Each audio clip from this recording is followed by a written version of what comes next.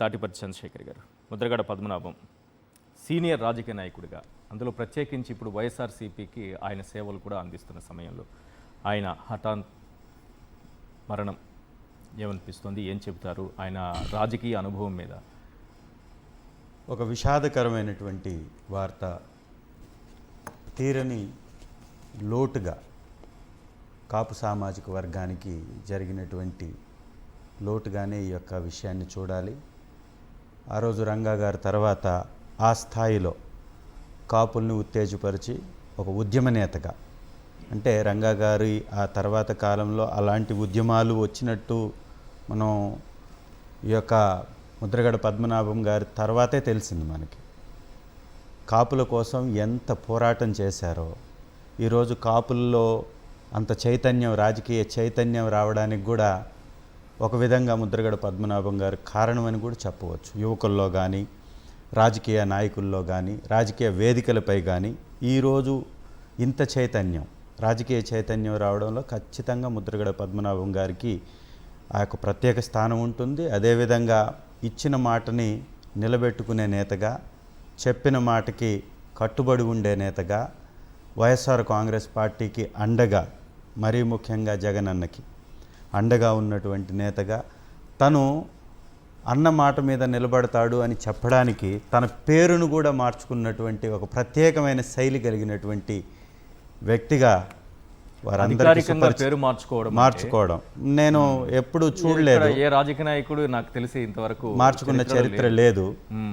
అలాంటి నేత మన మధ్యలో లేకపోవడం అది ఖచ్చితంగా ఆంధ్ర రాష్ట్రానికి తీరని లోటు.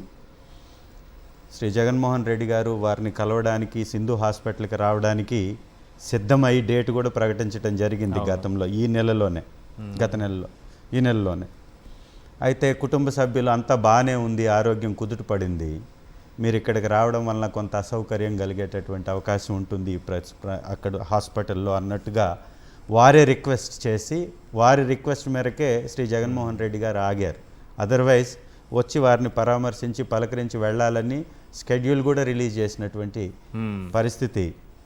సో ఇవాళ వారు మన మధ్య లేకపోవడం ఖచ్చితంగా రాజకీయంగానే కాదు, కాపు సామాజిక వర్గానికి కూడా తీరని లోటుగా మనం ఖచ్చితంగా చూడాలి. 4 సార్లు ఎమ్మెల్యే, 4 సార్లు ఒకే ప్రాంతం నుంచి ఎమ్మెల్యే, ఎంపీ, 2 సార్లు మంత్రి అయినా కానీ ఎంత గొప్పగా ప్రజలతో మమేకమవుతారో, ఎంత సింపుల్గా వారి జీవితాన్ని గడిపారో, వారి కుటుంబంని చంద్రబాబు నాయుడు గారు ఎంత ఏడిపించినా కన్నీళ్ళు కూడా పెట్టుకున్నారు. ఒక సందర్భంలో నా కోడల్ని ఈ విధంగా మాట్లాడిచ్చారు చంద్రబాబు నాయుడు గారు అని అన్నప్పుడు కూడా తన భాషలో కానీ, తన వ్యవహారంలో కానీ ఆ హుందాతనం ఎక్కడా తగ్గలేదు. తను బాధపడ్డాడు, కళ్ళనీళ్లు పెట్టుకున్నాడు.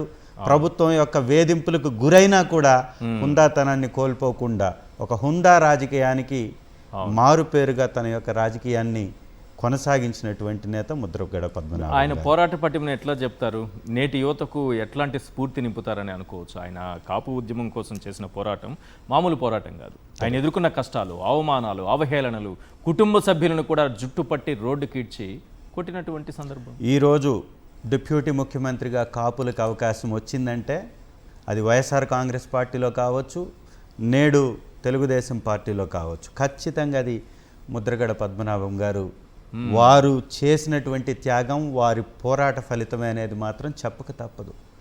ఏదన్నా సాధించాలంటే పట్టుదల ఉండాలి, కఠోరమైనటువంటి ఉద్యమ పట్టుదల ఉండాలి అని నేర్పించినటువంటి వ్యక్తి ముద్రగడ పద్మనాభం గారు. నేటి తరానికి ఒక స్ఫూర్తి ప్రదాతగా వారిని మనం చూడాలి ఖచ్చితంగా. ఎందుకంటే ఏదైనా సాధించాలంటే పట్టుదల ఉండాలి, దాని మీద చిత్తశుద్ధి ఉండాలి, సాధించాలనేటటువంటి పట్టుదల ఉండాలి. అవన్నీ వారిలో చూసాం కాబట్టి ఇవాళ కాపు సామాజిక వర్గంలో అత్యంత రాజకీయ చైతన్యం వచ్చిందని కూడా మనం చెప్పొచ్చు. యువత ఈరోజు రాజకీయాల్లోకి రావాలనుకునేటటువంటి యువతకి ఆయన ఎలా స్ఫూర్తి నింపుతారు అనుకుంటున్నారు? అదే వారి జాతి కోసం వారు పడ్డటువంటి తపన, వారి జాతిలో కోల్పోతున్నటువంటి అవకాశాలను మళ్ళీ జాతికి తగ్గించడానికి తను చేసినటువంటి పోరాటాన్ని ఖచ్చితంగా స్ఫూర్తిగా తీసుకొని యువతకు ముందుకు నడవాల్సినటువంటి అవసరం ఉంది. కానీ ఒకటి మాత్రం మనం ఈ సందర్భంగా మాట్లాడుకోక తప్పదు. అదే కాపు సామాజిక వర్గం నుంచి ఈరోజు ముఖ్యమంత్రిగా ఉన్నటువంటి పవన్ కళ్యాణ్ గారు ఉప ముఖ్యమంత్రి ఉప ముఖ్యమంత్రిగా ఉన్నటువంటి పవన్ కళ్యాణ్ గారు ఇంతటి ఉద్యమాన్ని నడిపించినటువంటి వ్యక్తిగా ముద్రగడ పద్మనాభం గారికి ఏ రోజు గౌరవంగా ఉచ్చరించినటువంటి పరిస్థితి కూడా లేదు. రాజకీయంగా వీరు తీసుకొచ్చినటువంటి పద్మనాభం గారు తీసుకొచ్చినటువంటి చైతన్యాన్ని ఉపయోగించుకొని ఇవాళ తను ముఖ్యమంత్రిగా ఉప ముఖ్యమంత్రిగా కొనసాగుతున్నా కూడా తన మీద జరిగినటువంటి దాడి విషయంలో కానీ, తన ఆరోగ్య నేపథ్యంలో కానీ, తన కుటుంబానికి జరిగినటువంటి నష్టం గురించి కానీ పల్లెత్తి మాట్లాడినటువంటి వ్యక్తిగా కూడా మనం పవన్ కళ్యాణ్ గారిని చూడాలి. అయినా అది అసందర్భం కాబట్టి ఇవాళ తనకు జరిగిన నష్టాన్ని గురించి మనం మాట్లాడుకుంటున్న నేపథ్యంలో అది కూడా మాట్లాడాల్సి వస్తుంది. ఖచ్చితంగా మనం ముద్రగడ పద్మనాభం గారిని, చిరంజీవి గారు, దాసనారాయణరావు గారు వీళ్ళందరూ మద్దతిచ్చి ముద్రగడ కోసం ఆ ఉద్యమంలో పాల్గొనడానికి కూడా సిద్ధమైనటువంటి సందర్భాన్ని చూసాం. కరెక్ట్. వారు ఆ రోజు నిలబడ్డారు. ఆ రోజు కూడా పవన్ కళ్యాణ్ గారు సపోర్ట్ చేయలేదు. ఎప్పుడు లేదు ఎన్నడూ లేదు. ఇంకా రెచ్చగొట్టి వారిని కించపరచడానికి తన యొక్క నాయకుల్ని రెచ్చగొట్టిన సందర్భాలు కూడా మనం గమనించాం. వైఎస్ఆర్ కాంగ్రెస్ పార్టీలో ఉన్నటువంటి కాపు నేతలను ఉద్దేశించి తను మాట్లాడుతున్నటువంటి తీరును కూడా ఒకసారి గమనించండి. ఒక మాజీ మంత్రిగా చేసినటువంటి వ్యక్తి ఇంటిపై దాడి జరిగితే కూడా మాట్లాడినటువంటి సందర్భం మరొకటి ఉంది. పద్మనాభం గారితో పాటు అంబటి రాంబాబు గారి ఇంటి మీద జరిగినటువంటి దాడి విషయంలో కూడా తన స్పందన ఎలా ఉందో మీరు గమనించారు. ఇవాళ ఈ రాష్ట్రంలో జరుగుతున్నటువంటి ప్రతి అంశం మీద తన స్వార్థంగానే స్పందిస్తారు తప్ప మానవతా దృక్పథంతో స్పందించట్లేదనేది ప్రజలందరూ గమనిస్తున్నారు.